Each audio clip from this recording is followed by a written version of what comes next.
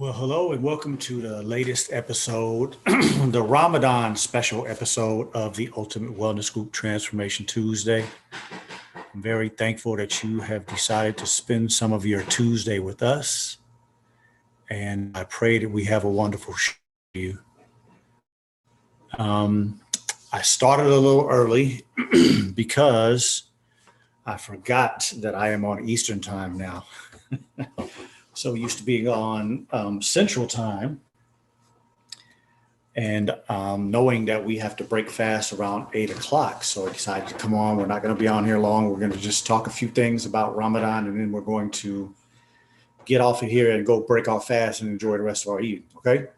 So in the name of Allah, the beneficent, the most merciful, I bear witness there is no God but Allah, and I bear witness that Muhammad is his messenger.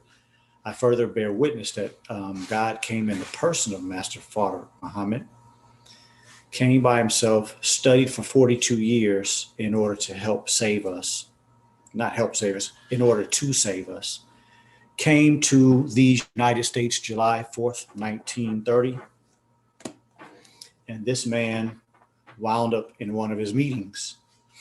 And this man, the Honorable Elijah Muhammad, recognized who that man was and is based on his knowledge of the scriptures, and stayed with this man, Master Father Muhammad, for 3 years and 4 months, and was taught a superior wisdom, a superior knowledge that afforded him to produce a tree like he did. The people that learned and became prominent people by being under the tutelage of the Honorable Elijah Muhammad is a pretty amazing story.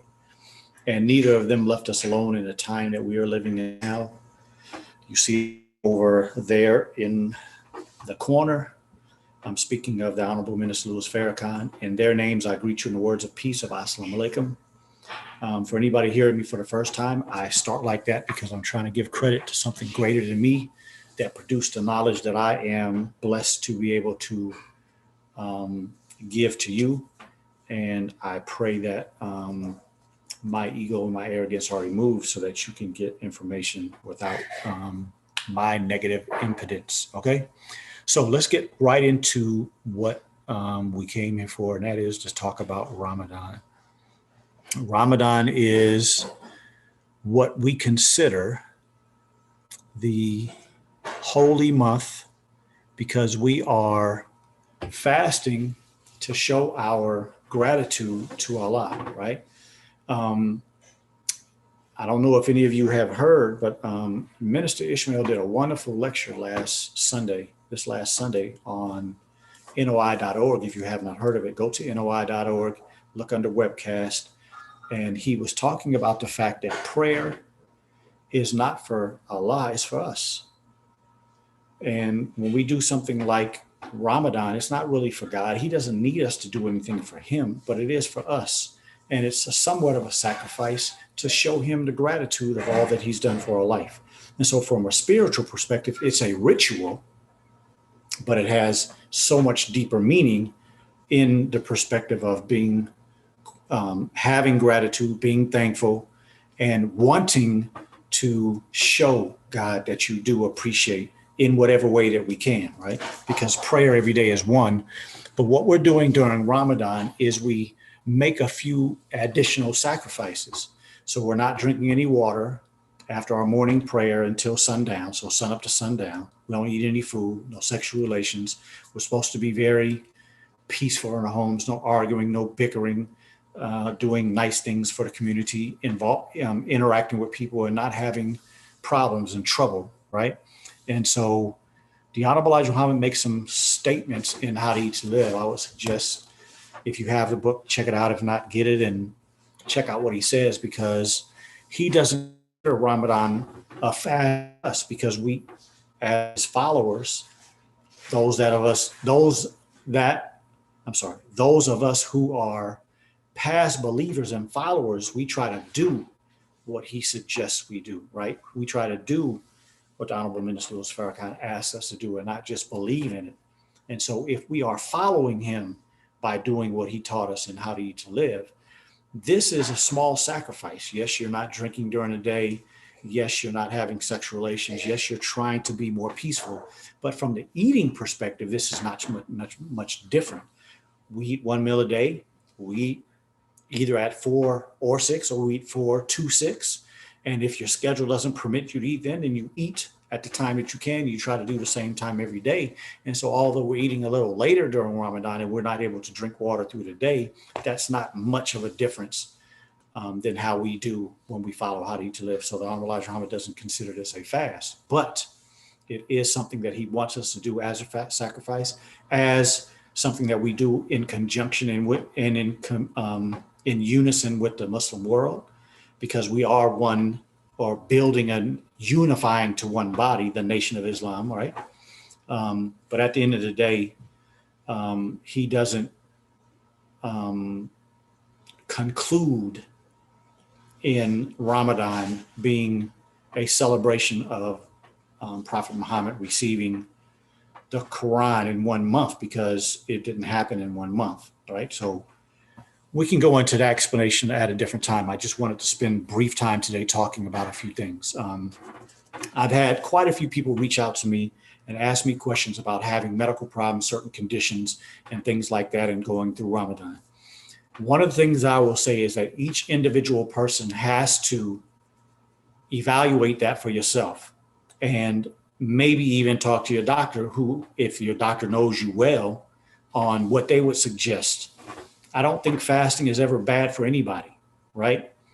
But the problem with some people is they don't do the right things. And so that's why I brought my bottles of water and my salt, to show what I think is the most important aspect of your breaking of your fast and preparation for your fast in the morning.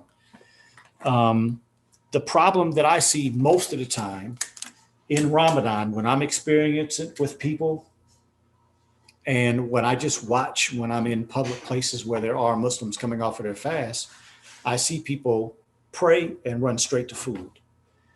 Where what I'm going to do is, when it's time, which I think is 8:05 here in the Eastern time zone, is I'm going to put some salt either in my hand or one of my bottles, and I'm going to drink one bottle of the salt water, and I'm going to follow it with the second bottle of water, which is hydrating me, right? If I just drink the water by itself, that's just drinking water. But hydration is when the salt and the other nutrients that's in the salt takes the water and puts it intracellular, puts it in the cells. It's a deeper cleanse. It's a deeper hydration. I'm sorry. It is a hydration, means the water is going deeper into the cells than when you just drink water. Okay. The benefit of that is that the water stays in your system longer. Why is that important for a lot of people that have medical conditions? Because high dehydration is one of the causes of medical problems. There are only 3 that I know of. Either you lack nutrition, you have too much toxicity in the body, or you don't have enough hydration or water in the cells. And so, because this is a sacrifice, we can go a whole day without food, because most of us have enough extra fat on our bodies where we could go much longer than that. We can't go very long without oxygen. You'll be brain dead. And you can't go very long without water, because a dehydrated body will eventually shut down. Okay. So my suggestion to people that are considering it, that may have some conditions that may be tough, that have some worries, to make sure you are hydrating. So I did that this morning.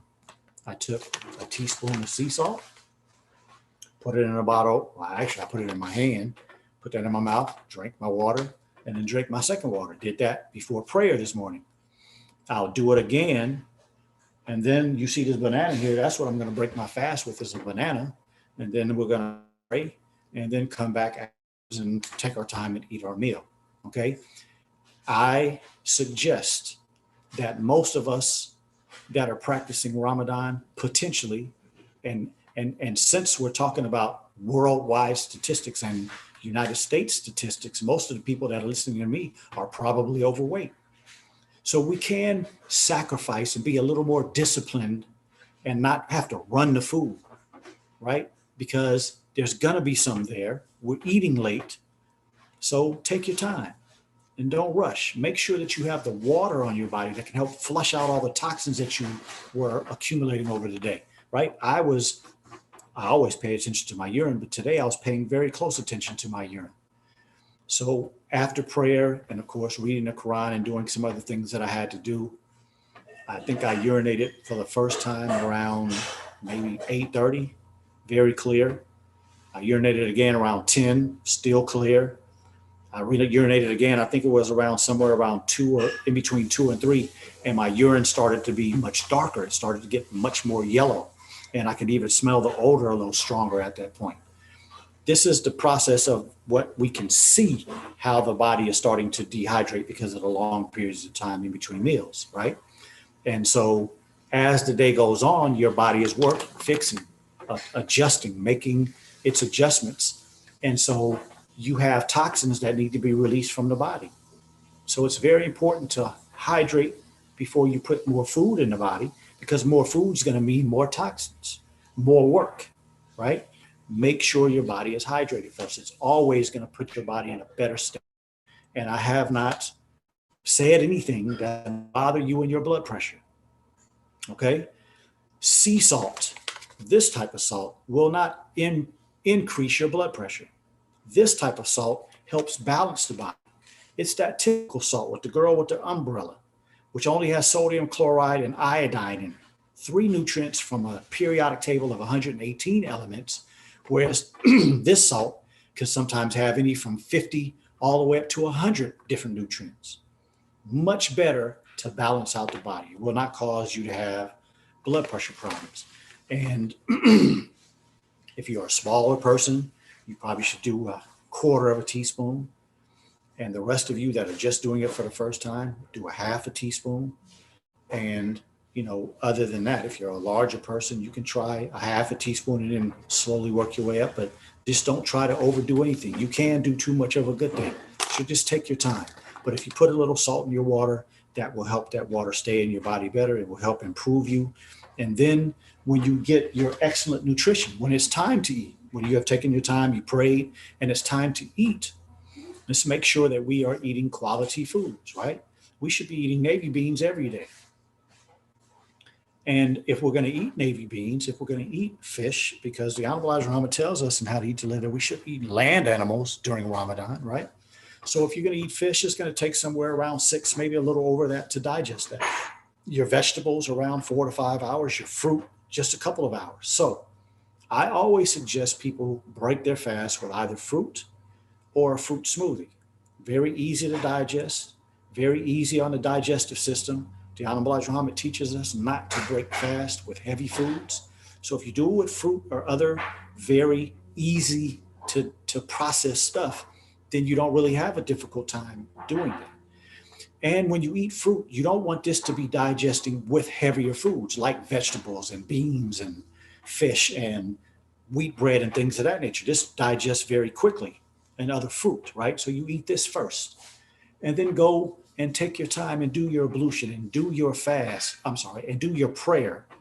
And by the time all of that's over, a few minutes have passed and a lot of your fruit will either be already digested, right? And a lot of fruit you put in your mouth, maybe not a banana, but like oranges and peaches and apples and things like that. You chew it in your mouth, it's mostly water before you swallow it.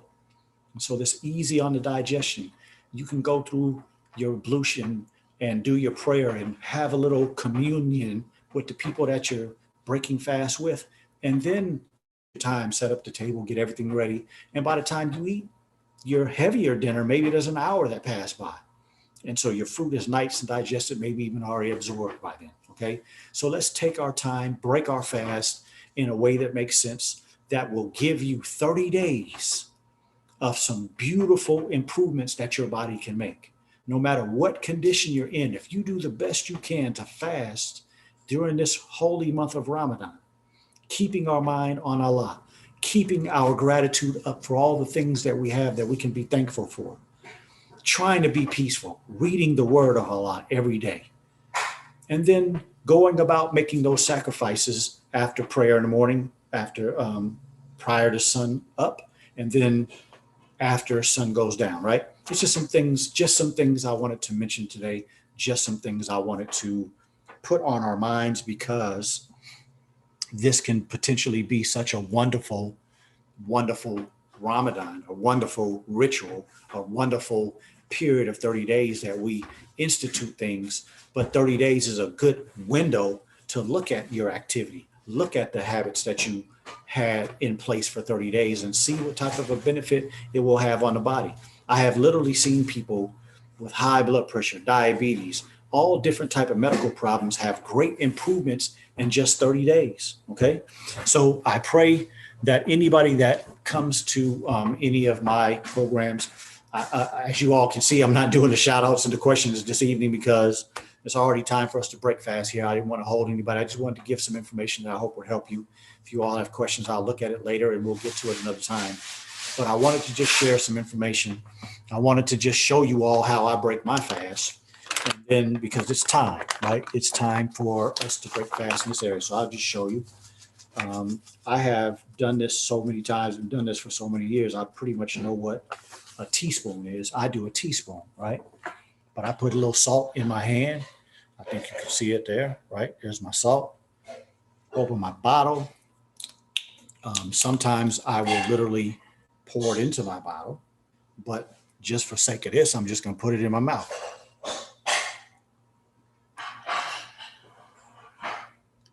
I can't stand this taste of salt like that, but it serves a purpose, right?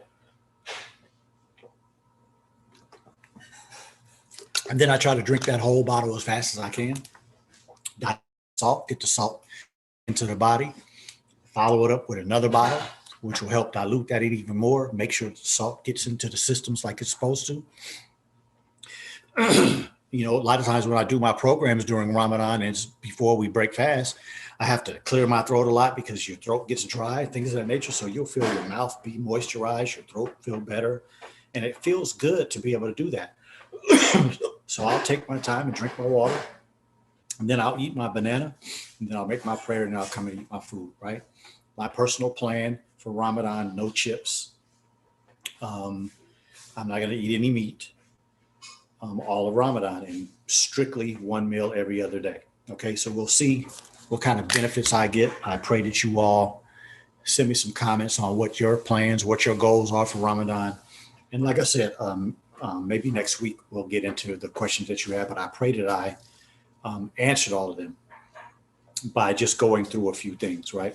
So I pray that anybody that watches the show that's not a Muslim would join me in practicing Ramadan for the next 30 days. We read 1/30 of the Quran every day. So the Quran is broken down into a part per day, okay? For those who have never seen a Quran before, never opened one, there's the Holy Quran, right? And so when we look inside the book, it says of course, the page number, the actual surah that we are in, and then it tells you the part, right? So we read one part every day and it delineates that part in the book. So when you start reading from the beginning of the Quran, which is the first surah, which is Al-Fatiha, we read that and we keep reading from that first section, that first surah, until we see part 2 in the book. And that's where you stop reading and then you pick up back the next day. So if anybody's interested, I would love for you all to experience your first Ramadan, experience it with me. Let's communicate, talk about what are the benefits, how have you enjoyed it, what is your sacrifice like? And for those who may fall off, for those who may have a little hiccup here or there, those who have physical ailments, medical problems, and it may be tough, just try your best. Every time we pray, we start off in the name of Allah, the beneficent, the merciful. The beneficent, gifts, kindness. That's what Allah is to us. And we can be that way to ourselves. Mercy, undue gifts, undue grace, right? Things that we did not necessarily do anything to earn. And we can be that way to ourselves. Let's be kind, gentle, merciful, beneficent to ourselves. So if you trying Ramadan for the first time, I'm not saying this part for the experienced one. Like I don't expect myself to have any slip ups or mess ups, right? But if this is your first time I'm talking about, if you've never done it before, if this is your first time, if you make a mistake, if you slip up, if you're in the middle of your day, like today, I thought about drinking water about 3 or 4 times. I'm in Ramadan, can't do it. But if this is your first Ramadan and you mess up and it's 12 o'clock and you're thirsty and you put something to your mouth and then you say, oh my God, have some beneficence, have some mercy on yourself, be gentle, be kind, and just go back to trying it again. It's okay. I did that the first time I practiced Ramadan. I was drinking like, man, I'm not supposed to be doing this. So it's okay. Allah understands when you try to do something for the first time. So be kind and gentle to yourself, and let's go through these 30 days and look at the wonder of it, and then come back after these 30 days being thankful, being more peaceful, having experienced a little heaven on earth. And we try to continue to be that way afterwards, right? Continue with that spirit as long as we possibly can. And so, as the minister has told us, we're still sheltering in place. So there probably won't be a lot of gatherings at the end of our days. Typically in Ramadan, we break fast and break it with other believers, but we'll probably only be breaking it with our own families this year, right? And so that's good. We get to know our family, get to love our family, grow closer to our families, and then we'll extend it out when the time comes and we're not okay to come out from our shelter in place. So I pray that this short video, this short session today, so that you all can get to your breaking of your fast and get to your prayers and get to whatever you have for the rest of your evening. I thank you all for coming. I pray that you got a little news that you can use. I pray that we're all working hard, and I pray that everybody that is practicing Ramadan, I pray that you have a wonderful Ramadan. Ramadan Mubarak. For those that don't know what that just means a blessed Ramadan. Okay, so I hope you have a blessed Ramadan. I hope you have a beautiful experience. I hope we really take our time and read that Quran and absorb all that beautiful information and grow from a spiritual perspective as well. So thank you all for joining the Ultimate Wellness Group this evening. Have a wonderful rest of your evening. Enjoy your prayer. Enjoy breaking of your fast. And inshallah, we will, inshallah means God willing, we'll see you next Tuesday for the next episode of the Ultimate Wellness Group Transformation Tuesday, where y'all be safe and be peaceful.